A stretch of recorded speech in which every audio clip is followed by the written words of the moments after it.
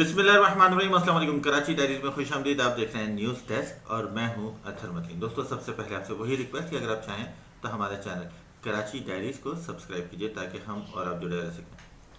Provident America का एक इलाका, वहाँ पर एक लड़की जो है वो उसकी जॉब नई नई छुट्टी ख़त्म हुई और उसने एक नई जगह जॉब उसकी ज्वाइन होनी थी, कोई महीना डेढ़ महीना। और उसके बाद जो गाड़ी थी वहाँ सिस्टम के तहत उसको रजिस्ट्रेशन में, जैसे हमारे भी होता है कि आपकी नंबर प्लेट आने में कुछ टाइम लगता है, इसी तरीके से उसकी गाड़ी के रजिस्ट्रेशन का जो प्रोसेस था उसमें कुछ टाइम लग रहा था। तो उस लड़की ने गाड़ी अपनी खड़ी करती थी, जहाँ पर भी उसको जगह मिलती थी उसके ऊपर ओवरनाइट पार्किंग यानी रात भर पार्किंग के चार्ज लगते रहे। आपने चार्ज किया, वो नहीं भर पाई क्योंकि लड़की जो है बहरहाल उसको जब कोर्ट में बुलवाया गया तो उससे पूछा गया क्या मसला है। उसने बताया कि मैं सिंगल मदर पेरेंट हूँ और मेरे पास ये मसला है कि गाड़ी अभी जो है मेरी रजिस्टर नहीं हुई है, तो अभी तक मुझे पार्किंग अलॉट नहीं हुई है, तो पार्किंग स्पॉट ना होने की वजह से मुझे टिकट चार्ज किया जा रहा है, तो मुझे इसमें रियायत दी जाए। जज ने उसको औकात से देखा, उससे जवाब पूछा, फिर उससे कहा कि ठीक है, हम आपके $20 आपको कर देते हैं फाइन, यानी तकरीबन $80-90 हो रहा था। वो चुप रही, कुछ बोली नहीं। फिर उसने जज ने पूछा अगला सवाल कि क्या आप आप किसके साथ रहती हैं। उसने बताया कि मैं अपनी 10 महीने की बच्ची के साथ रहती हूँ। जज ने कहा तो आपके ऊपर जिम्मेदारी क्या है। उसने कहा उसका ध्यान रखना, उसकी देखभाल करना, उसकी तरबियत करना। जज ने कहा तो फिर मैं आपसे ये $20 का चार्ज भी यानी फ़ाइन भी नहीं कर सकता, मैं आपको इस पर भी रियायत देता हूँ। फिर उसने कहा कि मेरे पास कुछ लोग इधर उधर से डोनेशन भेजते हैं, मुल्क भर से दुनिया भर से लोग देते हैं, तो एक साहब ने कहा कि कोई सिंगल मदर है तो आप उनको $25 की डोनेशन दे दीजिएगा। तो ये डोनेशन $25 में आपका टिकट वहाँ चार्ज करता हूँ।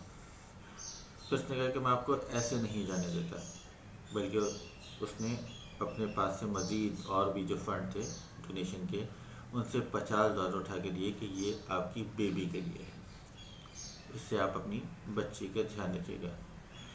वो जो लड़की थी वो रोने लग गई, उसकी ठीक ठाक आंसू निकल आए। और फिर उसने कहा कि मैं जब मेरे भी वसाइल हो जाएंगे तो मैं भी इसी तरह लोगों की मदद करूँगी। जज ने कहा यही मैं चाहता हूँ, मुझे पता है कि सबके दिन बदलेंगे और मैं चाहता हूँ कि आप लोग भी ये कमिटमेंट करके ज़रूर जाया करें। यही मेरे इस कोर्ट का मकसद है। ये लाइव टीवी पर देखा गया, ये सब कुछ, ये सब मंजर, क्योंकि उस कोर्ट की कार्रवाई टीवी पर लाइव आती है। बहरहाल ये वाक़या और अब फिर अली गुल पीर का एक ट्वीट, और यकीनन ये ट्वीट एक बड़ा चुभता हुआ सवाल है। लिखते हैं कि जिन पर कत्ल का इल्ज़ाम है वो असेंबलियों में हैं, जो कैद काट रहे हैं उनको शॉपिंग मॉल में शॉपिंग कराई जा रही है, और जो सज़ा याफ्ता हैं वो अस्पतालों में अय्याशी कर रहे हैं, अपना वक्त गुजार रहे हैं।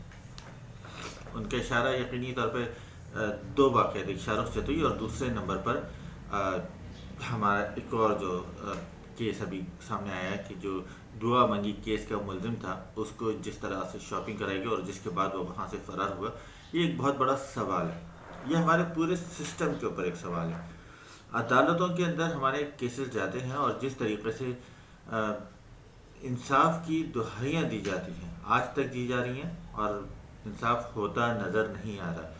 हमारे जज साहिबान जो हैं वो पूरी एफर्ट कर रहे थे, लेकिन कानून के अंदर इतने झोल हैं कि मुजरिम जो है या मुलजिम है वो अपने लिए राह फरार ढूंढ ही लेता है। एक और मकबला आजकल फेसबुक पे आपने देखा होगा, ट्विटर पे, सोशल मीडिया पे काफ़ी गर्दिश कर रहा है कि कानून दुनिया में अंधा होता है, पाकिस्तान में धंधा है, और इसी कानून को यकीनी तौर पे एक इसकी सर्जिकल स्ट्राइक करनी होगी, इसको अंदर पूरी तरीके से इसकी सर्जरी करनी होगी। इस कानून की रगों में दौड़ते हुए नासूरों को उखाड़ फेंकना होगा। एक छोटी सी मिसाल दूंगा, मेरी गाड़ी अभी कुछ दिन पहले चोरी हुई थी। ये 23 नवंबर की बात है। खातून खाना स्पीच थेरेपिस्ट हैं, वो अपने सेंटर गई थी, वहाँ से 3 से 7 का टाइम था उनका। वो आराम से 7 बजे निकली तो गाड़ी नहीं थी मौजूद, और वो रश वाला एरिया था जहाँ पर उन्होंने गाड़ी पार्क की थी। जब ہم رات کو انہوں نے مجھے اطلاع دی 7 ساڑھے 7 بجے، میں فوری طور پہ گھر پہنچا، ہم نے جا کے پولیس کو ساتھ لے کے گیا، وہاں سے CCTV نکلوائی تو اس میں فوٹیج میں یہ نظر آیا کہ تقریباً 4 بجے یعنی 3 بجے انہوں نے گاڑی پارک کی اور 4 بجے 1 گھنٹے بعد ایک صاحب اطمینان سے آئے، انہوں نے چابی سے دروازہ کھولا، چابی سے گاڑی چلائی اور لے کے نکل گئے۔ اب ہم نے پولیس میں کمپلین اسی وقت کی، پکی FIR درج کرائی اور پھر لمحہ بلمحہ ہم لوگ اس کے لیے فالو اپ لیتے رہے۔ لیکن یہ ہوا کہ لگ بھگ مہینے بھر بعد ہمیں یہ اطلاع ملی کہ آپ کی گاڑی ریکور ہو گئی ہے، آپ آگے برآمد ہم سے کاغذی کارروائی کر لیجیے، پھر آپ کو کورٹ سے لینی ہوگی گاڑی۔ ہم AVLC کے دفتر جو شریف آباد اور غریب آباد کے سنگم پر کہہ لیجیے ہے موجود، وہاں پہنچے اور وہاں پر جا کے ہم نے جب انتظار کرتے رہے ان صاحب کا جو سب انسپیکٹر تھے حسنین دین، ان سے جب ہماری وہ آئے کافی دیر بعد، آنے کے بعد پوچھتے رہے آپ کیا کریں گے، میں نے اپنا تعارف کرایا کہ میں جناب میڈیا سے وابستہ ہوں، سمر TV میں ہوں اور میرے جو رپورٹر دوست ہیں وہ اس گاڑی کو بعد کورٹ کی کارروائی دیکھ لیں گے، آپ ہمیں بس بتا دیں آپ کیا کرنا ہے۔ تو موصوف بھڑک گئے اور کہنے لگے کہ اگر آپ کو خود ہی کرانا تھا تو آپ میرے پاس کیوں آئے، آپ کو تو چاہیے تھا کہ خود ہی کرا لیتے، اور بلکہ یہ تو مجھے اپنے اوپر افسوس ہے کہ میں گاڑی کیوں اتنی دور سے اٹھا کے لے کے آیا، سارا کچھ جو ہے۔ میں نے کہ اس کو وہیں سڑنے دیتا، یہ الفاظ تھے ان کے۔ میں نے کہا یار تمہیں شرم نہیں آ رہی، یہ گاڑی تمہارا کام ہے ریکور کرنا، تم اسی کے لیے آتے ہو، تمہیں یہی ٹاسک دیا جاتا ہے بیٹھ کے کہ لوگوں کی گاڑی اگر کچھ مس ایپ ہو جائے تو تم ان کو ریکور کرو گے، برآمد کرو گے۔ بہرحال کافی ہمارا جھگڑا ہوا اور میں نے اس کو اچھی طریقے سے بتا دیا کہ تمہاری اور میری فون پہ کنورسیشن جتنی بھی تھی وہ محفوظ ہے، اگر میری گاڑی کے ساتھ کچھ مسئلہ ہوا، کیونکہ گاڑی میں نے دیکھ لی تھی وہاں رکھی ہوئی تھی، تو اس کو میں پھر آگے لے کے جاؤں گا۔ خیر کورٹ کا پروسیس شروع ہوا، انہی دنوں مجھے شدید قسم کا بخار ہوا اور میں 1 ہفتے تک نہیں جا سکا، لیکن بہرحال میرا کورٹ کا پروسیس، اس کے بعد ایک دن جناب وہاں پہ بار کے الیکشن ہو رہے تھے، دوسرے دن جناب وہاں پر ہڑتال تھی وکیلوں کی، جس کی وجہ سے جج صاحبان بھی نہیں آئے، اور ایک دن اسی طریقے کا کوئی اور مسئلہ آ گیا، تو میرا کیس یعنی جو 1 ہفتہ میرا بخار کرا اور پھر اس کے بعد اگلا 1 ہفتہ ان چکروں میں ضائع ہو گیا۔ پھر میں عدالت میں گیا اور وکیل صاحب نے مجھے کہا کہ آپ نے یہ جا کے ان سے سائن کرنا ہے، سامنا کر لیجئے۔ میں نے سامنا کر لیا۔ جج صاحب نے میری شکل دیکھنے کے بعد کہا کہ ٹھیک ہے آپ کی گاڑی کی مالیت کتنی ہوگی، میں نے کہا اس وقت تو تقریباً 3 لاکھ روپے ہوگی۔ تو وہ دیکھتا رہا، اپنے اسسٹنٹ کی طرف دیکھا اور انہوں نے کہا ٹھیک ہے 3 لاکھ کا سے ایک بانڈ سائن کرا دیجیے 3 لاکھ کا۔ میں نے واپس آیا، میں نے کہا یار وکیل سے پوچھا یہ کس چیز کا بانڈ ہے، تو وکیل صاحب فرمانے لگے کہ بھائی یہ ایک شیورٹی دی جائے گی کہ آپ جو ہے گاڑی کا کوئی مس یوز نہیں کریں گے، گاڑی کو بیچیں گے نہیں۔ میں نے کہا یار میری گاڑی چوری ہوئی ہے، میں ہی بانڈ لکھ کے دے رہا ہوں، یہ کیا مسئلہ ہے؟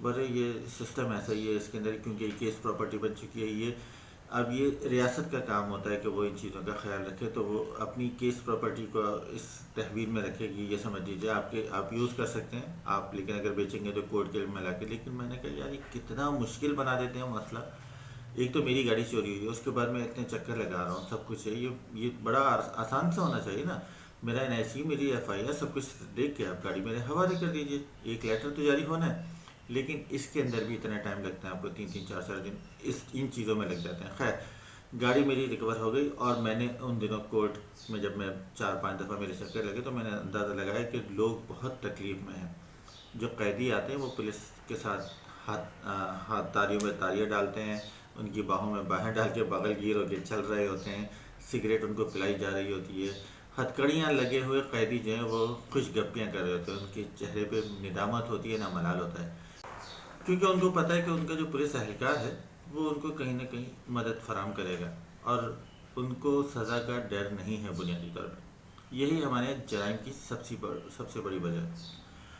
تو نظام انصاف کے اندر سب سے پہلے ہمارے یہاں اس چیز کا احساس ہونا ضروری ہے کہ وکٹم جو ہے اس کو کتنا آسانی فراہم کی جا رہی ہے، کیونکہ وہ پہلے ہی تکلیف سے گزر کر آ رہا ہے، اور جو ملزم ہے، جو مجرم ہے، اس کو کتنی سختی کی جا رہی ہے اس کے ساتھ، کیونکہ اس کے اوپر ایک بوجھ ہے ثبوت دینے کا، یا پھر گناہوں کا بوجھ ہے، آپ اس کو اتنے آرام سے چھوڑ نہیں سکتے۔ میرا خیال ہے میں ایک بہت ناقص ایک اسٹوڈنٹ ہوں ابھی میں صحافت کا، لیکن میرا یہ خیال ہے کہ اس کے اوپر جب تک ہمارے ہاں ملزم کے اوپر بوجھ نہیں ڈالا جائے گا، مجرم کے اوپر سختی نہیں کی جائے گی تب تک انصاف کے تقاضے پورے نہیں ہوتے جائیں گے۔ جب تک ہمارے یہاں جو وکٹم ہے، جو متاثرہ شخص ہے، اس ہی کے اوپر ایک بوجھ ڈالا جائے گا کہ تم ہی ثبوت لے کے اور تمہارا یہ مسئلہ ہے، تم نے کیس دائر کیا تھا تو تمہاری ذمہ داری بنتی ہے، تب تک وہ بھی بیچارہ پریشان ہوتا رہے گا اور نظامی انصاف پہ ہمارے سوال اٹھتے رہیں گے۔ ملتے ہیں انشاءاللہ اگلے ویلاگ میں۔ اپنی رائے سے ضرور آگاہ کیجیے گا۔ کراچی ڈائری سبسکرائب کرنے کے لیے ایک دفعہ پھر ریکویسٹ، بہت شکریہ۔